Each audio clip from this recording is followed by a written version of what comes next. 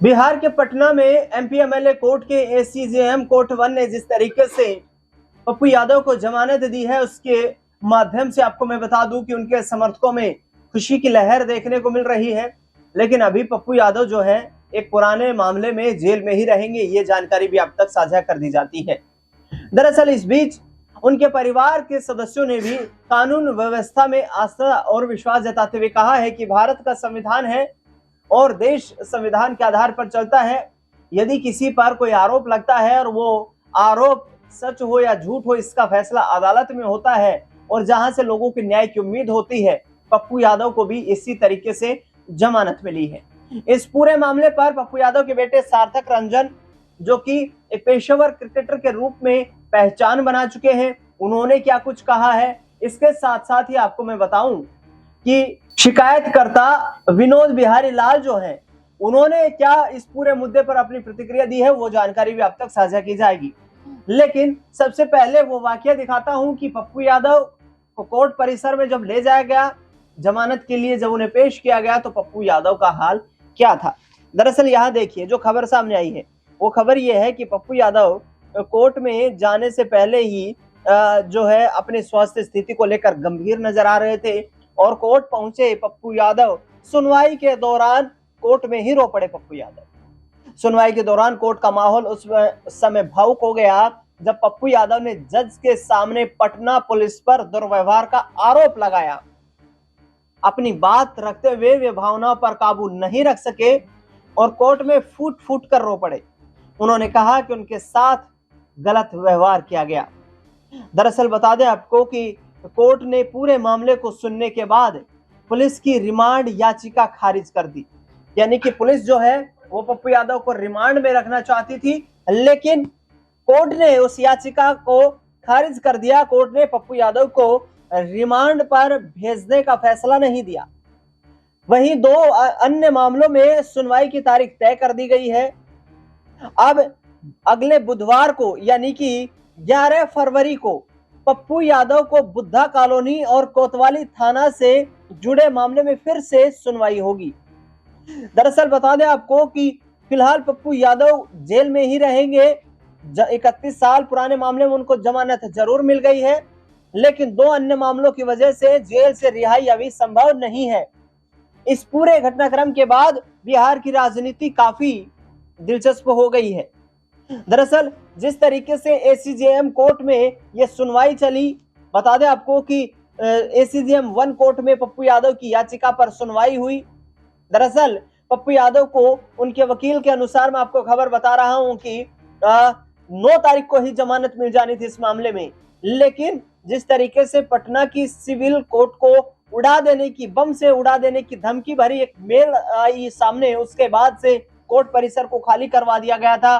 Police चप्पे चप्पे पर उस पूरे घटनाक्रम की जांच कर रही थी और जिसके चलते एक दिन और पप्पू यादव को जो है पुलिस हिरासत में ही रहना पड़ा, जेल में ही रहना पड़ा।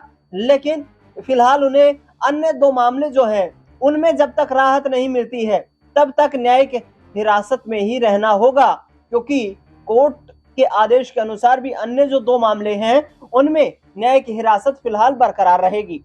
बुद्धा कॉलोनी से जुड़े मामले में आरोप है कि गिरफ्तारी के दौरान पप्पू यादव ने पुलिस की कार्यशैली में बाधा उत्पन्न की थी।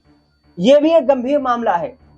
जब जिस तरीके से जो उनके समर्थकों का हुजूम उमड़ करके आया, करीब 1-1.5 घंटे तक वो बहस चली कोर्ट में।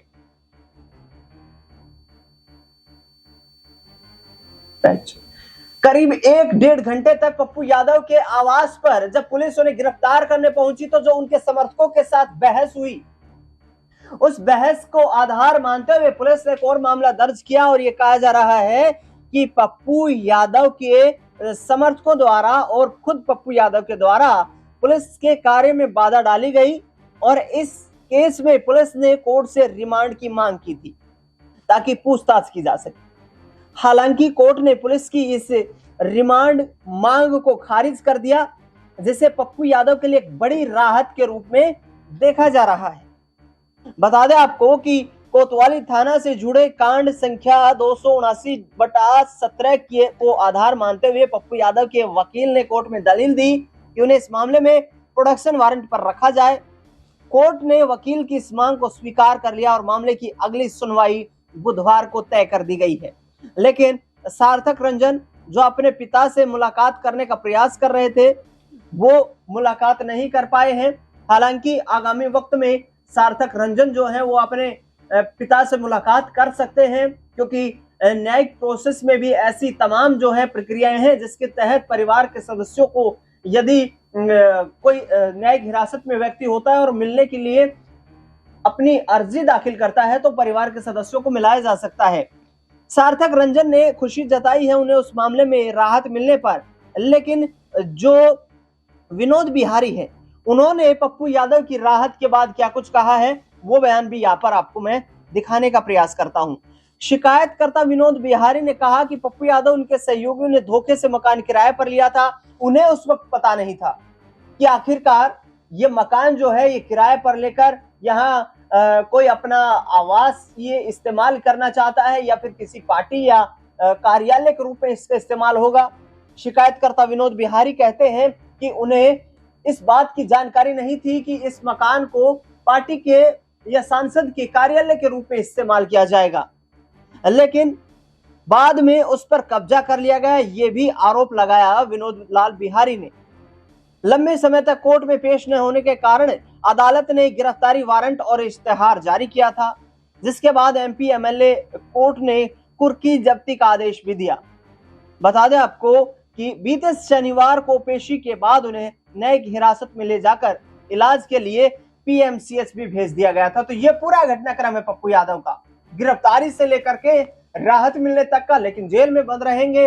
विनोद जिन्होंने शिकायत दी वो भी यहाँ पर अपनी जो है तमाम जानकारी साझा करते हुए नजर आ रहे हैं कि उन्हें इस तरीके की कोई जानकारी ही नहीं थी कि पप्पू यादव और उनके समर्थकों ने जो मकान किराए पर लिया है उसका इस्तेमाल कार्यालय के रूप में किया जाएगा। हालांकि 31 साल पुराना मामला है और शिकायतकर्ता का यह भी आरोप है कि इस मकान पर कब्जा कर लिया गया था जिसे खाली नहीं किया जा रहा था। तो ऐसे में देखना बेहद दिलचस्प रहेगा कि पप्पू यादव जब जेल से बाहर आ जाएंगे और पप्पू यादव अपनी राय जो है वो बेबाक तरीके से रखते हैं तो वो इस पूरे मुद्दे को लेकर किस तरीके से परिस्थिति को स्पष्ट करते हुए नजर आएंगे। इस खास रिपोर्ट में फिलहाल इतना।